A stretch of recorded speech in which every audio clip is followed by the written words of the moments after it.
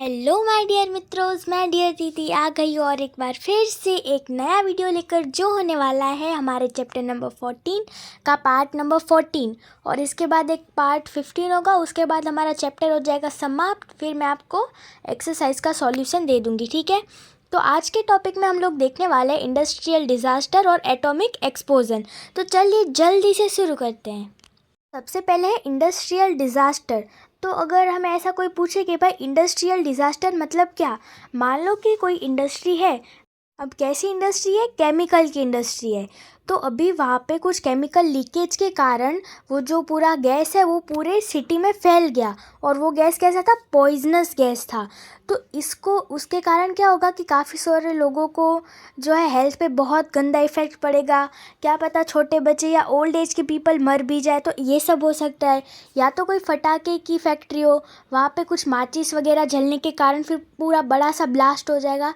तो ये सारे क्या होते हैं? इंडस्ट्रियल डिज़ास्टर होते हैं, ठीक है। तो in industrial plants accidental disaster take place during any chemical process. देखो, कोई भी केमिकल प्रोसेस होती है उसमें कुछ मिसमैनेजमेंट के कारण या तो कुछ ह्यूमन बीइंग के कारण के जिनने अच्छे से ध्यान रखे अपना काम नहीं किया, तो ऐसे सारे एक्सीडेंट होते रहते हैं। और ये सारे ज़्यादा कब होते हैं? केमिकल प्रोसेस में होते हैं, क्योंकि वो चीज़ें रिस्की होती है। फिर gas tragedy in Bhopal in 1984 is well known phenomena where many people died due to the leakage of poisonous gas due to human negligence। Negligence का मतलब कि बेदरकारी या तो ध्यान ना देना, उसको नेग्लिजेंस बोलते हैं।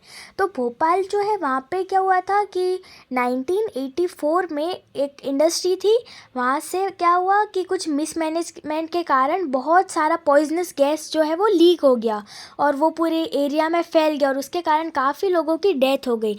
तो ये भी हम बोल सकते हैं कि ये एक इंडस्ट्रियल डिज़ास्टर है, ठीक है। फिर Chernobyl atomic disaster of Russia in 1986 has become famous world over.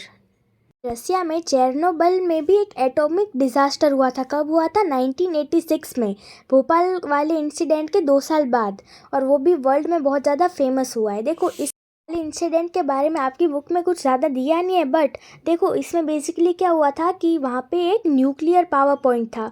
तो उसमें पता नहीं कुछ तो फॉल्टिंग के कारण लेट नाइट को एक्सप्लोजन हो गया बहुत बड़ा। तो ये भी एक ह्यूमन के कारण ही, कि क्या पता किसी ने मैनेजमेंट में ध्यान ना दिया हो, इसीलिए। तो ठीक है, ये सारे हम बोल सकते हैं कि इंडस्ट्रियल डिज़ास्टर है। फिर war is also called a man included disaster, it start abruptly. देखो, अभी जो वॉर्स होती है उसको भी हम मैन इंक्लूडेड बोल सकते हैं, क्योंकि देखो वॉर में काफ़ी सारे वेपन्स का यूज़ होता है, काफ़ी सारे लोगों की डेथ हो जाती है। देन काफ़ी बार अगर न्यूक्लियर तक बात पहुंच जाए तो पूरे उस एरिया को ही तबाह कर दिया जाता है। तो ये भी एक बहुत बड़ा डिज़ास्टर माना जाता है। और ये किसके कारण होता है? ह्यूमंस के कारण। और ये कैसे स्टार्ट होता है? एब्रप्टली। देखो, एब्रप्ट मतलब अचानक से होना, क्योंकि ये काफ़ी बार तो प्लान्ड होता है, बट काफ़ी बार क्या होता है कि कुछ ऐसी ट्रेजिडीज़, मतलब कुछ ऐसी प्रॉब्लम्स होने के कारण, या तो कुछ भी ट्रेड रिलेटेड या कुछ भी हम बोल सकते हैं, वो कुछ होने के कारण अचानक से फिर वॉर सिचुएशन क्रिएट हो जाती है और बहुत सारे लोगों की डेथ भी हो जाती है, ठीक है। फिर मैनी लाइफ आर लॉस्ट। अभी ये बात किसके बीच में होती है कि कंट्री के जो है प्राइम मिनिस्टर हो गए या तो बड़े बड़े पोस्ट के लोगों ऊपर, बट इसका डायरेक्ट इफेक्ट किसके ऊपर आता है? उस कंट्री के सिटीजन्स के ऊपर, इसलिए काफ़ी सारी लाइफ लॉस्ट हो जाती है। फिर in recent time a domestic वॉर-like situation among Arab countries is a painful man included disaster। अभी रिसेंट क्यों? क्योंकि ये बुक अभी की नहीं है, ये आई थिंक 2011 या 14 में प्रिंट हुई है। मतलब ये तब की बात कर रहे हैं, तभी अरब कंट्रीज़ में कुछ ऐसा डिज़ास्टर वाली सिचुएशन हुई थी और वो भी काफ़ी दर्दनाक थी, बहुत ज़्यादा लोगों की डेथ हो गई होगी या ऐसा कुछ होगा, ठीक है। बस अब हम लोग देखते हैं एटॉमिक एक्सप्लोजन। देखो, atomic explosion is perhaps the most terrible and long-lasting disaster which caused loss of human lives। देखो, एटॉमिक एक्सप्लोजन तो बहुत ज़्यादा खतरनाक बात हो जाएगी, क्योंकि उसका डिज़ास्टर छोटा नहीं होता है और वो शॉर्ट पीरियड के लिए भी नहीं होता है, वो बहुत ही लॉन्ग टर्म उसका इफेक्ट रहता है और वो बहुत ज़्यादा ह्यूमन के लिए, मैनकाइंड के लिए बहुत ही डिज़ास्ट्रस होता है। क्योंकि देखो इसका टर्म पहले, इसका जो इफ़ेक्ट है वो तो लॉन्ग टर्म के लिए चलता है। क्यों? क्योंकि मान लो कि कोई कंट्री है, उसके ऊपर बॉम्ब गिरा, तो उस पूरी कंट्री का, ऐसे नॉर्मल वाला न्यूक्लियर बॉम्ब या कोई हैवी वगैरह गिरा, तो उस पूरे कंट्री का हर एक सिस्टम लाइक तबाह हो जाएगी। फिर उसको दोबारा से डेवलप होने में बहुत ही टाइम लग जाएगा, ठीक है। और इसका ये इफ़ेक्ट भी रहता है कि काफ़ी ऐसी कुछ माना जाता है कि जो जापान वाला रीजन है, जहाँ पे हिरोशिमा और नागासाकी पे बॉम्ब गिरा था, तो उसका इफ़ेक्ट अभी भी वहाँ के बच्चों पर, जो न्यू बोर्न बेबीज़ होते हैं, उन पे देखने के लिए मिलता है। मतलब ये बहुत ज़्यादा खतरनाक वाला होता है पूरा एटॉमिक एक्सप्लोजन और ये सब, ठीक है। फिर in 1945 more than 2 lakh people died when America dropped 2 atomic bomb on 2 Japan cities, Hiroshima and Nagasaki. अभी देखो 1945 में अमेरिका ने हिरोशिमा और नागासाकी पे बॉम्ब फेंका था।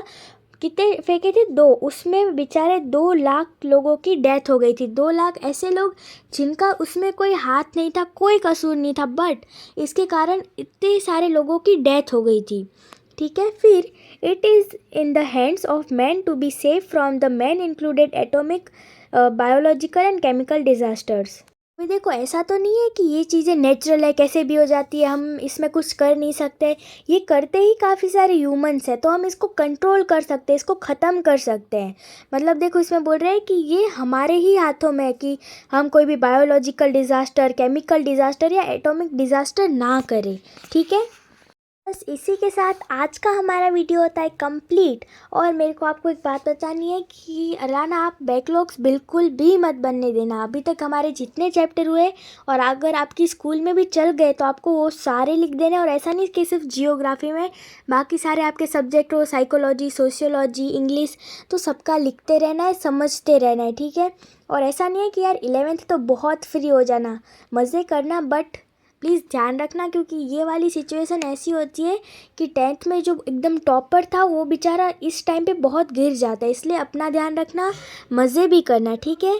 बस अब हम मिलेंगे कल, तब तक के लिए माय डियर मित्रों, take care and bye bye.